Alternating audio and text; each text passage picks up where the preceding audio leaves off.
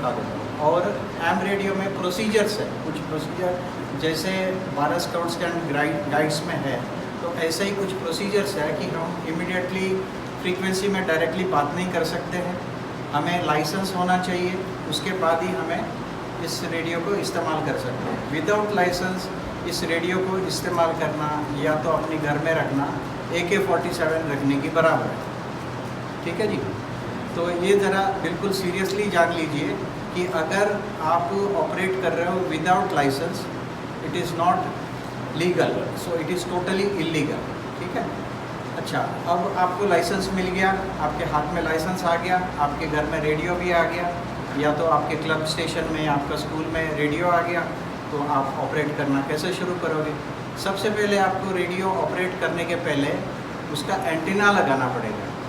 HF radio में, जो हम हैम रेडियो के लिए मेनली यूज़ करते हैं, HF रेडियो यूज़ करते हैं, और उसके बाद VHF रेडियो और UHF रेडियो यूज़ करते हैं। VHF और UHF जो है वो हैंडी होती है, मतलब जो छोटा रेडियो होता है, और हम कमर में उसको लटका के कहीं भी जा सकते हैं और यूज़ कर सकते हैं। और इसका रेंज होता है यूजुअली 5 वाट का रेंज है कि 3 किलोमीटर, 4 किलोमीटर, 5 किलोमीटर, उससे ज़्यादा नहीं जाता है। ये दोनों फ्रीक्वेंसीज जो है लाइन ऑफ साइट फ्रीक्वेंसी है। जैसे कि एक इलेक्ट्रिक बल्ब जो है, अगर आपने एंटीना में लगा दिया, समझ लीजिए जैसे ऊपर कहीं एक जगह आपने बल्ब लगा दिया, उसकी रोशनी कहाँ तक जा सकती है, तो उतना दूर तक उसका रेडियो वेव्स जाता है, उससे भी थोड़ा सा ज़्यादा जाता है। मतलब कहने का मतलब है कि जितना आपकी रेडिएशन ऑफ लाइट जाती है, उसके हिसाब से आपका VHF और UHF फ्रीक्वेंसी जाती है। तो अगर आपका एंटीना बहुत ही हाई होता है तो काफ़ी दूर तक आपका सिग्नल जाती है। ठीक है जी। नेक्स्ट पॉइंट क्या है कि इसका एक लिमिटेशन है कि आप कितना लंबा तक बना सकते हो कि अपना टावर मैक्सिमम से मैक्सिमम 400 फीट बना सकते हो, 500 फीट भी बना सकते हो, या तो कोई एक बहुत बड़ा पहाड़ के ऊपर आप डाल सकते हो और पूरा सिटी को आप कवर कर सकते हो। लेकिन उसके बियॉन्ड, जैसे कि आप देहरादून सिटी है, यहाँ से लेके दिल्ली तक कोई कम्युनिकेशन करना पॉसिबल नहीं है। एक गांव या 2-4 गांव या तो उस एरिया को आप कवर कर सकते हो। VHF और UHF में the line of communication is just like light. ठीक है, लाइन ऑफ कम्युनिकेशन, जैसे लाइट की रेस जाती है ऐसे लाइट की रेस की तरह ये वेव्स को ट्रेवल करती है। हैम रेडियो में कहीं भी कोडेड मैसेज या कोडेड स्क्वेल्च या ऐसा कोई चीज़ हम यूज़ नहीं करते। कोडिंग हैम रेडियो में प्रोहिबिटेड है कि मैंने कोई कोड बना दिया अपने फ़ोन में, और जब भी मैं बात करूँगा तो जो बंदा सुनेगा उसको गुरगुर गुरगुर करके आएगा आवाज़, लेकिन वो क्या है मैसेज समझ नहीं आएगा। लेकिन दूसरा बंदा जो मैंने जिसको उसका तोड़ दिया है, वो उसको डिकोड करके सुन सकता है, तो वो वाला काम कभी कर नहीं सकते। लेकिन उसमें भी, रेडियो में भी कुछ कोड्स दिए हुए हैं कि आप ये फ्रीक्वेंसी को यूज़ करने का होगा कि ये कोड यूज़ कर सकते हो। वो कोड यूज़ करके अगला बंदा उसी कोड में आ जाता है आपके रेडियो की फ्रीक्वेंसी में, तो आप दोनों की कॉन्वर्सेशन बड़ा इजीली हो जाता है और बाकी लोग नहीं सुन पाते। पहले तो पुलिस डिपार्टमेंट वाले इसको यूज़ करते थे, ये सारी की सारी कोडिंग जो है, ताकि बाकी जनरल पब्लिक जो है अगर इवन फ्रीक्वेंसी भी पकड़ लिया तो उसको सुन ना पाए। तो ये हो गया VHF के बारे में। इसमें क्या है, VHF रेडियो जो है आपने ऑन कर दिया और उसमें एक स्क्वेल्च का एक बटन होता है। स्क्वेल्च का मतलब होता है आपका रेडियो रिसीवर ही जो है ना अपनी आप ही साउंड तैयार करता है। वो VHF और UHF फ्रीक्वेंसी में एक हैश होती है, करके बैकग्राउंड में नॉइस होता है, उसको कम करने के लिए हम उसको स्क्वेल्च को कम कर देते हैं और नॉइस को बिल्कुल कट ऑफ कर देते हैं। और इवन FM रेडियो में भी ऐसा ही है।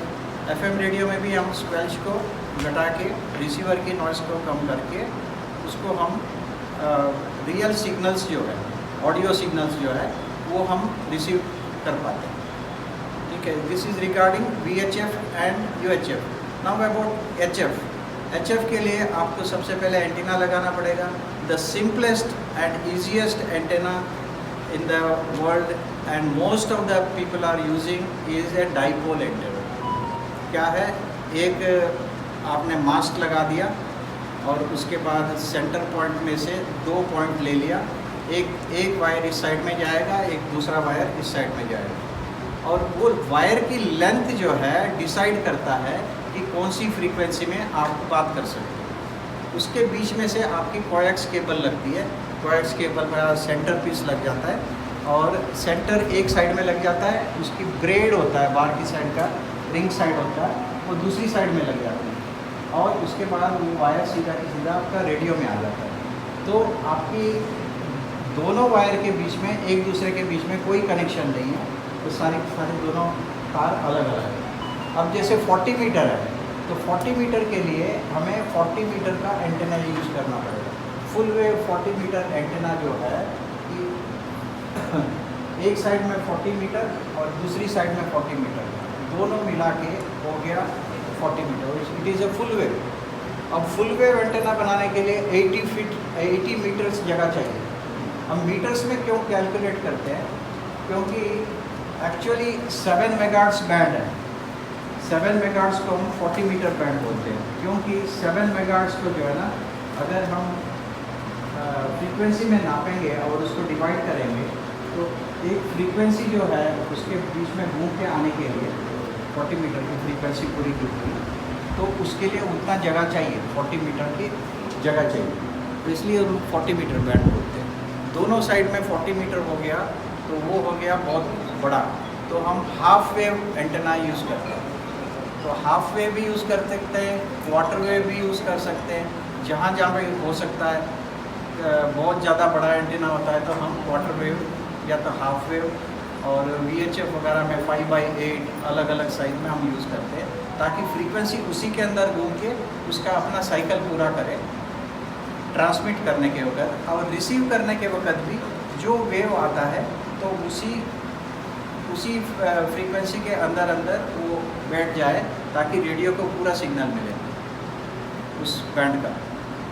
जैसे कि आप ये समझ लो कि एक पतीला लेके कोई चीज़ पकड़ने जैसा, अगर बड़ा वाला फिश है, फॉर एग्जांपल ये नेट है, अगर बहुत बड़ा छोटा सा नेट है आपके पास, आप बड़ा फिश को पकड़ नहीं सकते हो, तो इसी हिसाब से उसको डिज़ाइन किया जाता है कि एंटेना को परफेक्टली कि उसी फ्रीक्वेंसी में।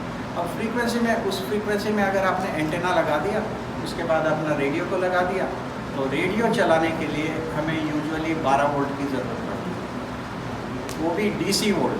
Most of our radios are made for 12.8 volts of DC voltage. So आपको एक ट्रांसफार्मर चाहिए, या तो आपको एक apparatus चाहिए, उसको आप बोलते हो पावर सप्लाई, उसको हम पावर सप्लाई बोलते हैं। एक टाइप की पावर सप्लाई चाहिए, ताकि 230 वोल्ट को कन्वर्ट करके आपको 12.8 वोल्ट में आपको आउटपुट दे दे, वो भी DC में।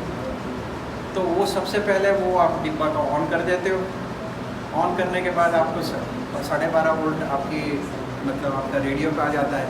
तकरीबन 11 वोल्ट तक भी रेडियो चल जाता है, क्योंकि हम अगर बैटरी यूज़ करते हैं तो 10 वोल्ट तक भी रेडियो चल जाता है।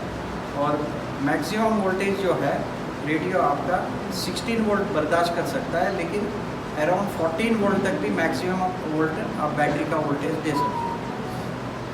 ठीक है, अभी आपका रेडियो ऑन हो गया। ऑन होने के बाद आप अपना ये फ़ोन निकाल दीजिए, मैंने अभी एक मैसेज भेजा है, उसमें आप देख लीजिए कि आपको कौन कौन सा बैंड अलॉटेड है।